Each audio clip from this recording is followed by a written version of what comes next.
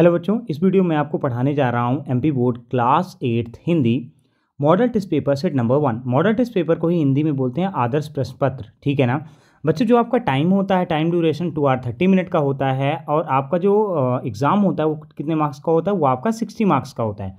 जैसे कि हम जानते हैं बच्चों कि हमारा 60 मार्क्स में से किस किस तरीके से हमारे एग्ज़ाम आते हैं। तो हमारा 10 मार्क्स का ऑब्जेक्टिव टाइप क्वेश्चन होता है। फिर हमारा क्या होता है, वेरी शॉर्ट टाइप क्वेश्चंस रहते हैं। वेरी शॉर्ट टाइप क्वेश्चन कितने मार्क्स के, 6 टूजा जो होता है ये कितने मार्क्स का हो गया, 6 टूजा मतलब 12 मार्क्स का हो गया आपका, 2 मार्क्स का ईच क्वेश्चन रहता है। फिर हमारा 6 थ्रीजा हो गया, 6 थ्रीजा कितना होता है, 18 मार्क्स का रहता है। कितने का रहता है, 18 मार्क्स का रहता है। ठीक है, फिर ये कौन सा है, ये शॉर्ट टाइप क्वेश्चन हो गया, ये वेरी शॉर्ट टाइप क्वेश्चन होगा। अब लॉन्ग टाइप क्वेश्चन 5 मार्क्स के 4 क्वेश्चन पूछे जाते हैं। टोटल हमसे 26 क्वेश्चन पूछे जाते हैं। 26 क्वेश्चन की अगर हम बात करें तो हमारा जो ऑब्जेक्टिव टाइप क्वेश्चन होता है बच्चों, तो ऑब्जेक्टिव टाइप क्वेश्चन 5 मार्क्स के हमारे फिल इन द ब्लैंक होते हैं, 5 मार्क्स का मल्टीपल चॉइस क्वेश्चन होता है। ये हमारा एग्जाम का पैटर्न होता है। इस तरीके से हमसे क्वेश्चंस पूछे जाते हैं। तो आपको सबसे पहले अपना पैटर्न जानना चाहिए कि आपके एग्जाम का पैटर्न क्या है। आपको टाइमिंग यहाँ पे बता दी गई है कि 2 आवर 30 मिनट का ही आपको टाइम मिलेगा, एक्स्ट्रा टाइम आपको बिल्कुल भी नहीं दिया जाता है। तो वीडियो को स्टार्ट करने से पहले मैं आपसे एक रिक्वेस्ट करना चाहूँगा कि आप वीडियो को पूरा देखिए, चैनल को लाइक करिए, चैनल को सब्सक्राइब करिए, अपने दोस्तों के साथ ज़रूर शेयर करिए और अपने जो भी आपको कमेंट में जो इशू आता है तो आप मुझे कमेंट करके बताइए, तो मैं आपको उसको एक्सप्लेन करने की कोशिश करूँगा। और बच्चों, आपने बार बार डिमांड किया था कि प्रॉपर आंसर्स के साथ लेके आइए सर, तो देखिए आपके लिए मैंने प्रॉपर आंसर्स के साथ सारे मॉडल पेपर लेके आ चुका हूँ। ठीक है ना, तो चलिए देखते हैं पहला क्वेश्चन हमारा क्या बोल रहा है बच्चों। मालवी गीतों को राज दरबारी ढंग से गाने वाले गायक कौन है। देखिए बच्चों, 2 बार क्वेश्चन ये रिपीट हो गया है गलती से, तो अगली बार ये इंप्रूव हो जाएगा, लेकिन आपको बस क्वेश्चन देखना है। मालवी गीतों को राज दरबारी ढंग से गाने वाले गायक कौन है। तो मालवी गीतों को राज दरबारी ढंग से गाने वाले गायक कौन है, सिद्रम कोमकली। कौन है, सिद्रम कोमकली। ठीक है, चलिए नेक्स्ट क्वेश्चन देख लेते हैं। क्वेश्चन नंबर 2 है। क्वेश्चन नंबर 2 हमारा क्या बोल रहा है। क्वेश्चन नंबर 2 जो हमारा है, हेलन केलर कौन थी। तो हेलन केलर कौन थी, तो एक वो विचारक थी। बच्चों, इस वीडियो में मैं आपके सारे के सारे आंसर्स भी कवर करूंगा, तो पूरा वीडियो देखिए, तभी आपको समझ में आएगा कि एग्जाम का पैटर्न क्या है, कैसे हमको आंसर्स लिखने हैं। हर चीज़ें मैं आपके लिए इस वीडियो में लेके आया हूँ। ठीक है, नंबर 3 देख लीजिए बच्चों, श्री मुक्तानंद जी से मिलिए, पाठ किस विधा का है। ठीक है, तो ये कौन सी विधा है, ये व्यंग है। कौन, इसका राइट आंसर क्या हो जाएगा बच्चों, ये क्या कहलाएगा, हमारा व्यंग कहलाएगा। ठीक है, चलिए क्वेश्चन नंबर 4 देख लेते हैं। राजस्थान के चोरू जिले में हिरणों की रक्षा करते हुए किस शहीद को मरणोपरांत शौर्य चक्र से सम्मानित किया गया था। तो उनका नाम क्या था, उनका नाम था निहाल चंद बिश्नोई। उनका नाम क्या था, निहाल चंद बिश्नोई। जो आज इस टाइम पे ये बिश्नोई समाज ट्रेंडिंग में है ना, तो असली रक्षक कौन है, ये है निहाल चंद बिश्नोई जी हैं। ठीक है, लॉरेंस बिश्नोई के जो ये पूरा मुद्दा है ना, आप अगर जानते होंगे लॉरेंस बिश्नोई के बारे में, सलमान खान लॉरेंस बिश्नोई की जो लड़ाई चल रही है, तो यहीं से आप इसका पूरा वीडियो देख सकते हैं, तो आपको बात समझ में आएगी। भारतीय इतिहास का स्वर्ण काल किसे कहा जाता है। भारतीय इतिहास का स्वर्ण काल किसे कहा जाता है, गुप्त काल को भारतीय इतिहास का स्वर्ण काल कहा जाता है। ये बच्चों हमारे मल्टीपल चॉइस क्वेश्चन 5 मार्क्स के थे। ये एग्जाम पॉइंट ऑफ व्यू से मोस्ट इंपॉर्टेंट है, इनको प्रॉपर लर्न करिए। अब यहाँ पे आ गया है रिक्त स्थानों की पूर्ति कीजिए। रिक्त स्थानों की पूर्ति में क्या है, आपको फिल इन द ब्लैंक करने हैं। ठीक है, तो चलिए पहले क्वेश्चन से देख लेते हैं। रामचरितमानस की रचना किसने की थी, तुलसीदास जी ने की थी। आप यहाँ पे ब्लैंक करके लिखेंगे, क्या लिखेंगे, ये ब्लैंक है आपका। नर्मदा नदी की लंबाई कितनी है, 800 मील है। नर्मदा नदी की लंबाई कितनी है, 800 मील। विश्व पर्यावरण दिवस, जो पर्यावरण दिवस है, वो 5 जून को मनाया जाता है। कब मनाया जाता है, 5 जून को मनाया जाता है। ठीक है, रानी अहिल्याबाई ने महेश्वर में, कहाँ पे, महेश्वर में किला और शिव मंदिर बनवाया था। कहाँ बनवाया था, महेश्वर। जहाँ जहाँ मैं ये ब्रैकेट बना रहा हूँ वहाँ पे आपको क्या लिखना है, वहाँ पे आपका ब्लैंक है, वहीं पे आपको आंसर लिखना है इसका। गांधी जी गोपाल कृष्ण गोखले को अपना राजनीतिक गुरु मानते थे, तो आपका यहाँ पे ब्लैंक कौन सा हो जाएगा, ये वाला आपका ब्लैंक हो जाएगा। ठीक है बच्चों, गोपाल कृष्ण गोखले। गांधी जी अपना गुरु किसे मानते थे, गोपाल कृष्ण गोखले को। ठीक है ना। क्वेश्चन नंबर 11 देख लेते हैं बच्चों। क्वेश्चन नंबर क्या बोल रहे हैं, सलीम अली का पूरा नाम क्या था। तो सलीम मोजुद्दीन अब्दुल अली, सलीम अली का पूरा नाम था। ठीक है, चलिए नंबर 12 देख लेते हैं। भोपाल रियासत की प्रमुख विशेषताएं क्या थी। अब आपको इसको बताना है। तो भोपाल रियासत की प्रमुख विशेषताएं यह थी कि यह एक मुस्लिम शासित रियासत थी और यहाँ की शासक बेगम थी। ठीक है, जिन्होंने लंबे समय तक शासन किया। ठीक है, क्वेश्चन नंबर 13 देख लीजिए। पेट के बल लेटकर किए जाने वाले आसनों के नाम लिखिए। पेट के बल लेट के जो आसन किए जाते हैं तो क्या कहलाते हैं, भुजंगासन कहलाते हैं। शलभासन कहलाते हैं और धनुरासन कहलाता है, ठीक है ना। चलिए क्वेश्चन नंबर 14 देख लीजिए। दिगंबर शब्द में कौन से संधि का प्रयोग हुआ है? तो दिगंबर शब्द में स्वर संधि का प्रयोग हुआ है, ठीक है। 15 नंबर देख लीजिए। सूर के मन को सुख कहाँ प्राप्त होता है? जो सूर के मन है उनको सुख कहाँ प्राप्त होता है? तो सूरदास के अनुसार उनके मन को श्री कृष्ण के चरणों में सुख प्राप्त होता है। मतलब सूरदास जी के अनुसार श्री कृष्ण के चरणों में उनका सुख की प्राप्ति होती है, ठीक है। चलिए क्वेश्चन नंबर 16 देख लेते हैं क्या बोल रहा है। दोहा छंद के प्रत्येक चरण में कितनी मात्राएं होती हैं? तो आपको ये बताना है दोहा छंद के प्रथम और तृतीय चरण में 13 मात्राएं होती हैं तथा द्वितीय एवं चतुर्थ चरण में 11 मात्राएं होती हैं, ठीक है। अब चलिए ये भाग 4 आ रहा है। मतलब भाग 4 का मतलब क्या है? ये लघु उत्तरीय प्रश्न जो भी हैं आपके 17 से कहाँ तक के 22 तक के। मैंने आपको पहले ही बताया कि लघु उत्तरीय जो होते हैं आपके 3 मार्क्स के होते हैं, 6 क्वेश्चन पूछे जाएंगे, मतलब 18 मार्क्स का टोटल पूछा जाएगा, ठीक है। चलिए तो 17 नंबर क्वेश्चन देख लेते हैं बच्चों, क्या बोल रहा है। मध्यकालीन भारत में संगीत की परंपरा कहाँ से प्रारंभ हुई? इस स्थान पर संगीत से जुड़ा कौन सा आयोजन होता है? तो आप इसको लिखिए। मध्यकालीन भारत में संगीत की परंपरा ग्वालियर से शुरू हुई। यहाँ हर साल तानसेन संगीत समारोह का आयोजन किया जाता है, ठीक है। 80 नंबर देख लीजिए। पृथ्वी अपनी धुरी पर चक्कर लगाती है, इस कथन को आर्यभट्ट ने किस तरह लोगों को समझाया? ठीक है ना। तो इसका आंसर देखिए।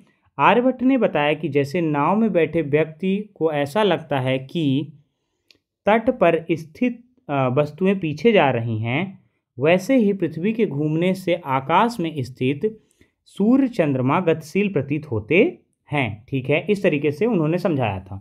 19 नंबर देख लीजिए। आप अपने विद्यालय में या आसपास पेड़ पौधों की रक्षा किस प्रकार करेंगे? तो ये आप अपने से भी लिख सकते हैं, लेकिन इसका एक जो बेसिक आंसर बन सकता है वो मैं आपके लिए बता दे रहा हूँ। नियमित रूप से पौधों को पानी देना, ठीक है ना। पेड़ की कटाई रोकने के लिए जागरूकता फैलाना, विद्यालय में वृक्षारोपण कार्यक्रम का आयोजन करना, ठीक है। चलिए 20 नंबर क्वेश्चन देख लेते हैं बच्चों, क्या बोल रहा है। नवपाषाण काल में मानव किस प्रकार प्रगति के पथ पर अग्रसर हुआ? ठीक है, समझाना है आपको, समझाइए, यहाँ पे लिखा हुआ है। तो नवपाषाण काल में मानव कृषि कार्य, पशुपालन, मिट्टी के बर्तन बनाना तथा स्थायी घरों का निर्माण शुरू किया, जिससे वह अधिक संगठित और विकसित हुआ, ठीक है ना। अब चलिए यहाँ पे क्या करना है आपको, ये आपके लिए जैसे अपने मित्रों को एक पत्र लिखना है बच्चों। ये पत्र वाला जो ऑप्शन है यहाँ इसको आपको क्या करना है, अपने से लिखना है। ये आपकी परीक्षा अध्ययन में रिटर्न है, क्योंकि ये PDF में पेस्ट कर पाना इतना आसान नहीं था। लेकिन अगर आप कहेंगे तो मैं आपको कमेंट में बता दूंगा, आपको वरी करने का ज़रूरत नहीं है, ठीक है ना। पत्र को आपको अपने से राइटिंग करनी है, बाकी मैं क्वेश्चन आंसर आपको सारे करा रहा हूँ, ठीक है ना। तो ये क्वेश्चन भी आपका इंपॉर्टेंट है, इसको आपको अपने से खुद से लिख के, चाहे आप ये बता दीजिए, मुझे कमेंट में बता दीजिए, या फिर आपको अगर कोई डाउट लगता है तो आप मुझसे पूछिए, ठीक है ना। गांधी जी की पसली में दर्द से पीड़ित होने पर डॉक्टरों ने क्या सलाह दी? ठीक है ना। डॉक्टरों ने गांधी जी को मांसाहार करने की सलाह दी, लेकिन गांधी जी ने अस्वीकार कर शाकाहार से ही स्वस्थ लाभ प्राप्त किए, ठीक है ना। स्वास्थ्य लाभ प्राप्त किए, मतलब देखो गांधी जी को डॉक्टरों ने बोला कि मांस खाएं, लेकिन गांधी जी ने उसे का अस्वीकार किया और शाकाहार, जैसे शाकाहारी खाना होता है उसी से खा के स्वस्थ लाभ प्राप्त किया, ठीक है। चलिए अब यहाँ पे 23 नंबर आप क्वेश्चन देखेंगे बच्चों। 23 नंबर से यहाँ से आप क्या आ गए, हमारे लॉन्ग टाइप क्वेश्चन आ चुके हैं। क्या आ चुके हैं? लॉन्ग टाइप क्वेश्चन आ चुके हैं। ये आपका संदर्भ प्रसंग व्याख्या है, ये आपको आपके बुक में लिखा हुआ है बच्चों। इसको आपको प्रॉपर तरीके से अपने से खुद से कर लेना है, ठीक है ना।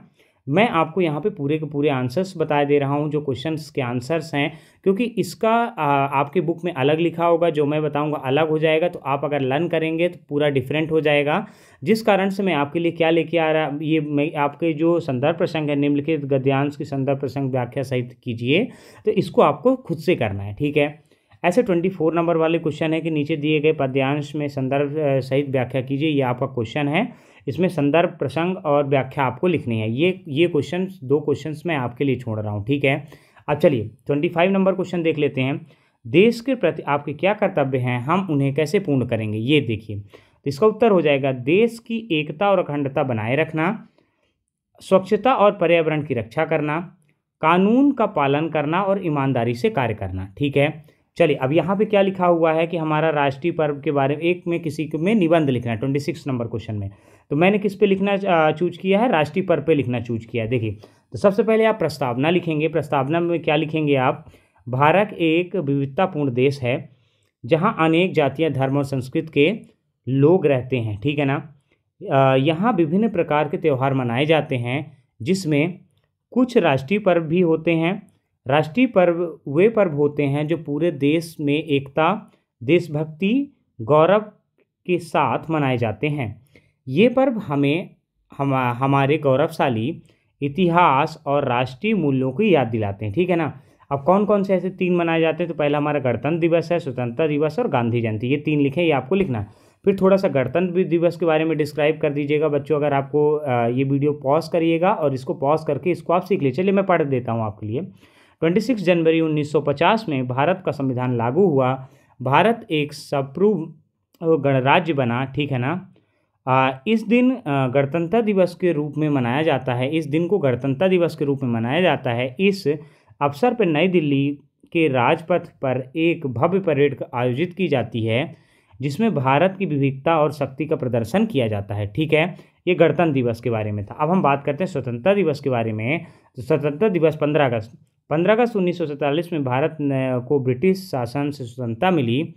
इस दिन को स्वतंत्रता दिवस के रूप में मनाया जाता है। देश भर में तिरंगा फहराया जाता है और देशभक्ति से ओतप्रोत कार्यक्रम आयोजित किए जाते हैं। ठीक है ना। प्रधानमंत्री लाल किले में देश को संबोधित करते हैं। ठीक है, अब गांधी जयंती को देख लीजिए। ठीक है, गांधी जयंती क्या है, 2 अक्टूबर को महात्मा गांधी की जयंती मनाई जाती है। गांधी जी ने सत्य और अहिंसा के मार्ग पर चलकर देश को स्वतंत्रता दिलाने में अहम भूमिका निभाई। ठीक है ना, थी।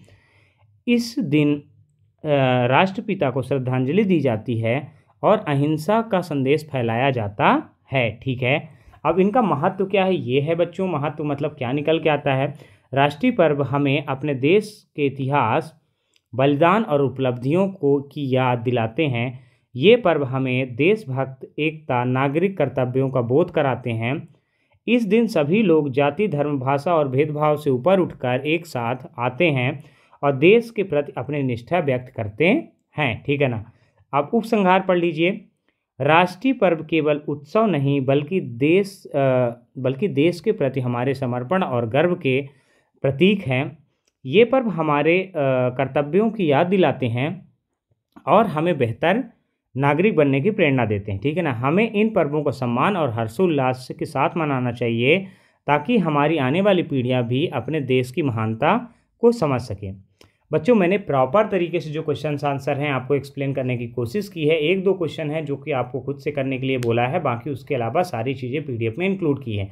होप करता हूं कि वीडियो आपको पसंद आया होगा। अगर वीडियो आपको पसंद आएगा तो वीडियो को लाइक करिएगा, चैनल को सब्सक्राइब करिएगा, अपने दोस्तों के साथ जरूर शेयर करिएगा और मुझे कमेंट करके बताइए कि आपको और किस तरीके के वीडियोज़ चाहिए। ठीक है, चलिए मिलते हैं आपसे नेक्स्ट वीडियो में।